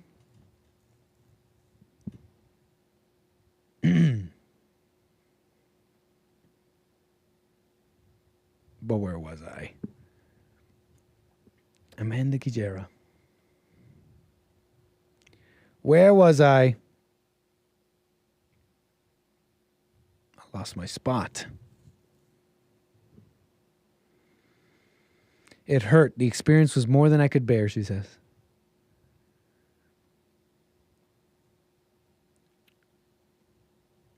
As a woman, my place in life has been ascribed from birth. A Chinese proverb says, women are like the grass, meant to be stepped on.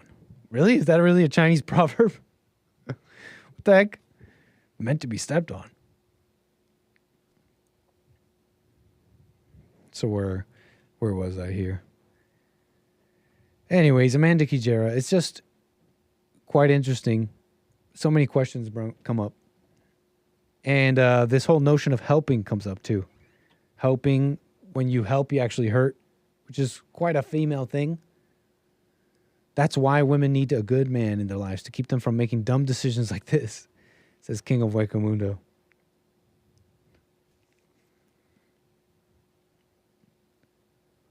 Going to Haiti.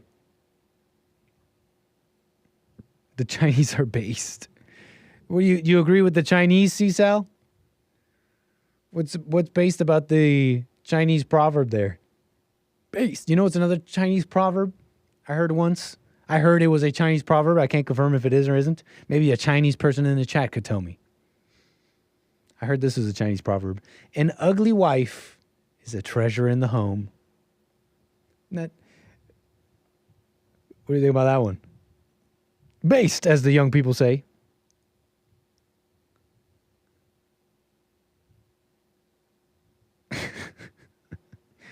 Please no steppy.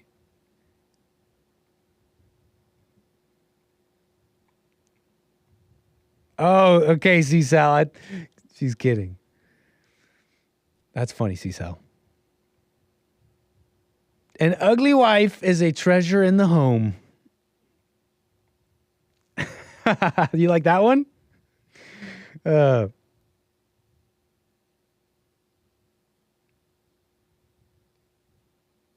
one makes, I bet you makes sense.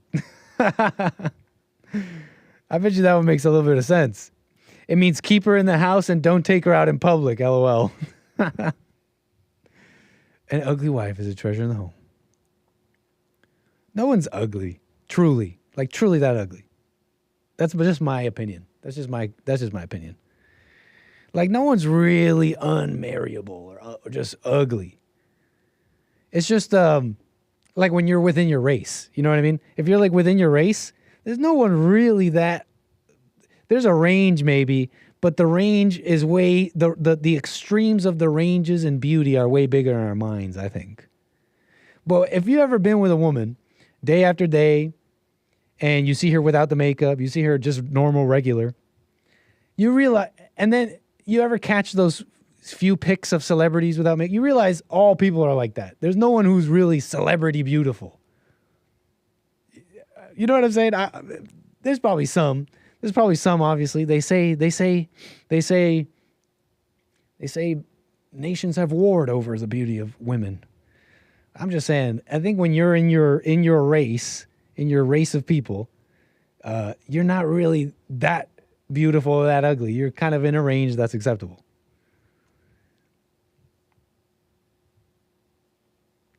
Who disagrees? 888-775-3773.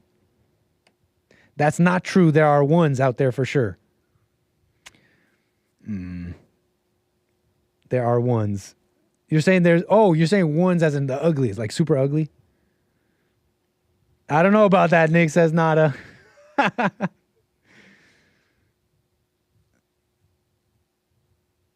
Like I said, it's my own opinion. It's my own headcanon. That's my own personal one. The range of beauty, somewhat mild to quite mild. Who cares about that anyways, right? And I'm talking about within your race and maybe within your age too, because everybody ages. Beauty's fleeting. Beauty is really just what? Youth. So you shouldn't even put that much importance into that anyways. You talking crazy, man. Okay, maybe some more stipulations. In your race and in your age cohort, there's no one really that. Come on. It's when we start comparing these age. Once you start comparing the ages, the extreme ages and the races, you start getting all this mess. It's like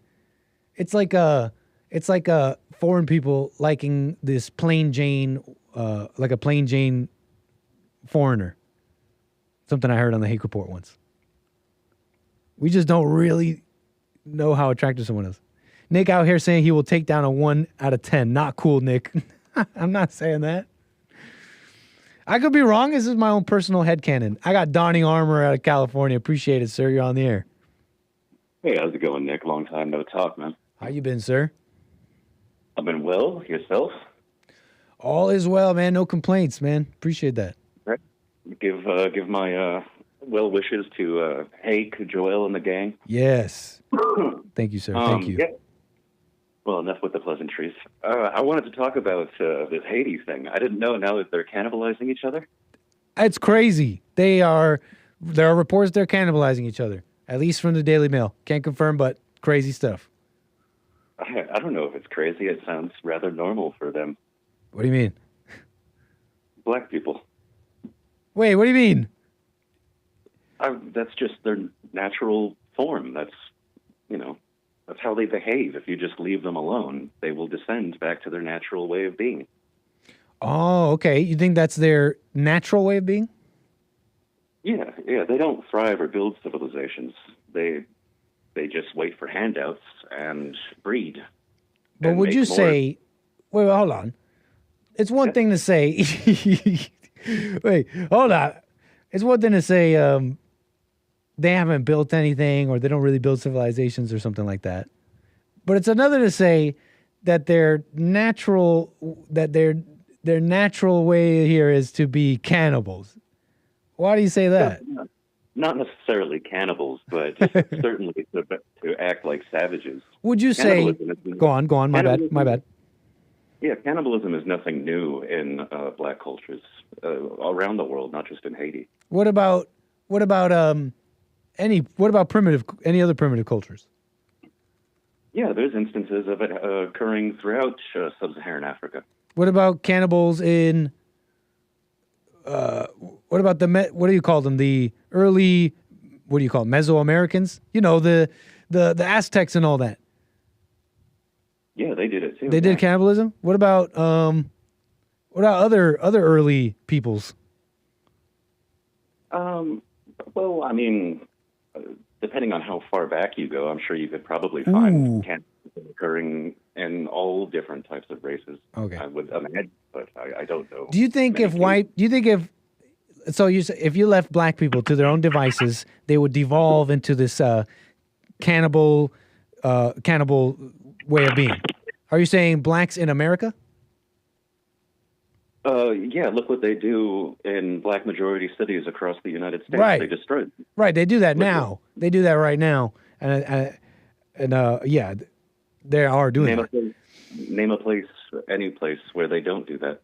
But I bet you all people would devolve. All people would devolve if left to their own devices. You know what I mean?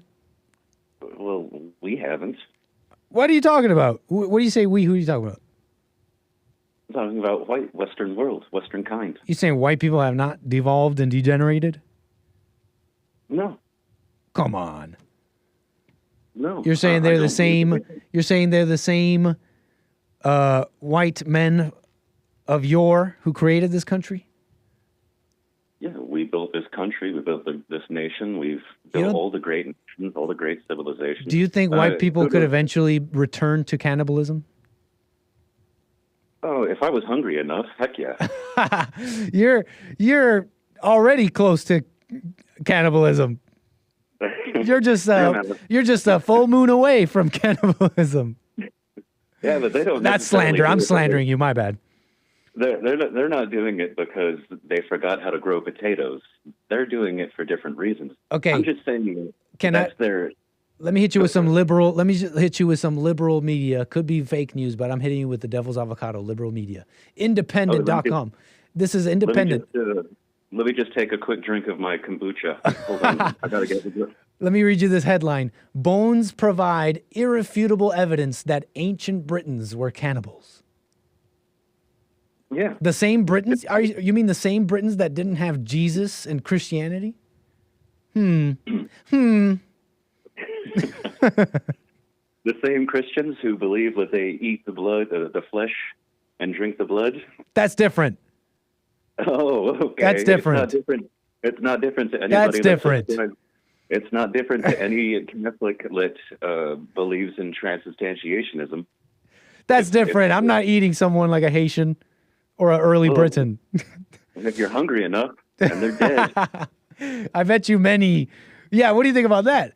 How hungry do you think these distinguished white, non-black, non-cannibalist white people, how hungry do you think they'd have to get for that to fall and then to be eating their brothers? Well, they have to get pretty darn hungry. So it's possible, you're there's saying. instances of it happening during the Holodomor when they were systematically starved. Aha! So... Yeah, but they were forced into starvation. So would you say that's their natural state? Is that their natural state? No, because they were forced into that. Oh, dang! By outside I thought I got you there. Good luck. No, all I'm saying is... I'm still not convinced. I still think truly the most degenerating force, I think, has to be not race or something like that, but anger. You know me. You know me. Yeah, no, I get it. I understand where you come from, but forget the whole cannibalism thing. Okay, go ahead. I'm just saying, maybe I'm hyper-focusing. Go ahead. Jesse Lee Peterson says this all the time too. Blacks destroy. Mm-hmm. White people build, and blacks destroy. Mm-hmm. Mm-hmm. Is that correct? It's what we're seeing. It's what we're seeing, and I don't see the evidence otherwise. So yes, absolutely. Okay. So I understand Biden's probably has he already sent food aid? But I don't think Jesse. If you were to ask Jesse, well, now why do the blacks destroy and the whites build? I feel like maybe you two would come up with different conclusions. I think that's where this conversation gets interesting and matters. I'd say that it's rooted in their biology. Exactly. He would say something like, they need to forgive their mama. Right. And it's so deep. That is like the truth. That is like all the way there. Yeah, biology is pretty deep as well. I don't know, man. It's just the way that they are. They are that way. They've been that way throughout history, as far back as we can look. Who, and whites? That way today. No, black people. Oh. That's how they behave. And that's why I'm giving you all of these examples. Oh, where was it? Can it be that they've been angry for just as long? And I don't know if that's all the way true. I mean, you can compare, sure. I've heard of this coming up when speaking about, for example, early America and slavery, and how even then, even before any.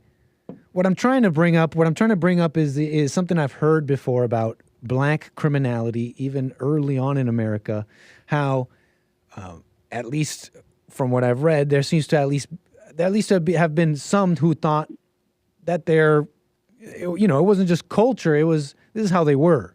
They were just different. Do you see what I'm getting at? Yeah. So I've heard this, and I'm not going to discount that. But I feel like when you compare like that, it's easy to miss the reality. Because, sure, maybe blacks were always a larger criminal element.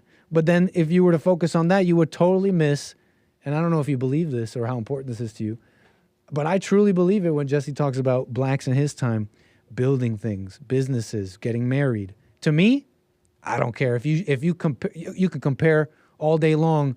Even then, when they were getting married, Nick, they were still bigger criminals. You would miss that they were getting married and making families. So that speaks to a force greater than race acting in their lives.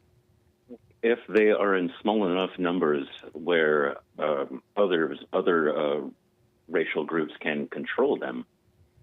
Wait, say that again? Yes, Sorry, repeat that. If their numbers are small enough so that other races can control them, then yes, they can stay in line somewhat. They're still going to be more violent. And they still need to be led around like a dog on a leash, basically. But left to their own devices, no, I believe they'll just... But haven't they been leashed up and babied more than ever? And coddled and guided and... Yeah, and what do? They get more and more violent, and they just create more and more little... But I'm just trying... And you might not be wrong, but I'm just saying, I think I'm with you, man. Obviously, we can agree that helping is hurting. But I'm just trying to... I guess I'm just playing devil's advocate with that notion, specifically their nature notion, right? Because it sounds like some people, there's been lots of meddling and people in the way. So that goes against what you were saying earlier. If left to their own devices, their nature simply is to be cannibals and, well, not just cannibals, but to destroy. I don't know I guess I'm just trying to, I don't know, man. I'm just, maybe it's Christian teaching. Maybe I don't truly understand it, but I just don't believe that. I just don't believe that we're made up of that. That's what makes us up, our actions and these things that we do. Well, you're just going against all of the evidence that's out there, the stories that we read off and we all see every single day, every single hour of every day, all the, vicious assaults on non-black Not denying that. people. Not denying and that. what they do to each other as well. The Yeah, thing yeah, that really not denying annoys that. me, Go on. my beef with Western kind is because we have this certain way of being, right? To Yes. create, and I'm not saying that we're perfect, that white people don't get in wars or, don't have these strifes and stuff that occur. They certainly do. But we get over it and we move on. And for the most part, I mean, we've built a civilized world for the most part. Kudos to Asia. They did a pretty good job, and they still are. But we expect everyone to think and behave as we do. And this is stupid. And That is stupid, yes. I agree with that. Only help them. If we could just get them, like some oatmeal and some fresh drinking water, then they'll stop eating each other. No, you're 100% right about that, man. 1,000,000%. And the helping is hurting. The helping is hurting. The helping is hurting. I don't know how much more I can say that. You're definitely right about that, man. And everything going on with blacks should be proof of that. The biggest thing that gets me about this conversation, because I'm not disagreeing with a lot of the factual things you're saying, Donnie Armour. I appreciate your call. The thing that's always gotten me about this topic, and wow, I can't believe so much time has passed already. We're past time. What's always gotten me about this topic is how this proves how nobody loves black people. Nobody has like true love for them. Everybody wants to pretend they do, but nobody really loves them. Yeah, one could make the argument that I care more for them than anyone else. Imagine that. Donnie Armour, we spend way too much time already past time. It's always a pleasure. Call me again, sir. All right. Have a good one. Take care. Hey, who's two hoops on a holler? I wish I read that earlier. That might have pertained to yeah, Donning Armour, you're two hoops and a holler away from being a cannibal. That's funny. Folks, that's the show. That's American Anchor Baby. Catch me tomorrow noon for more American Anchor Baby. Jesse Lee Peterson as we do. The Hake Report as we do. Joel Friday as we do. And more American Anchor Baby. Don't miss it. Appreciate you being with me today. I'm just doing one last sweep of the super chats. Make sure I didn't miss anything here. And that's everything. Let me check the coffees. buymeacoffee.com/Anchor Baby. If I didn't read it today, I will read it tomorrow. Folks, one last goodbye from me. Take care. See you tomorrow.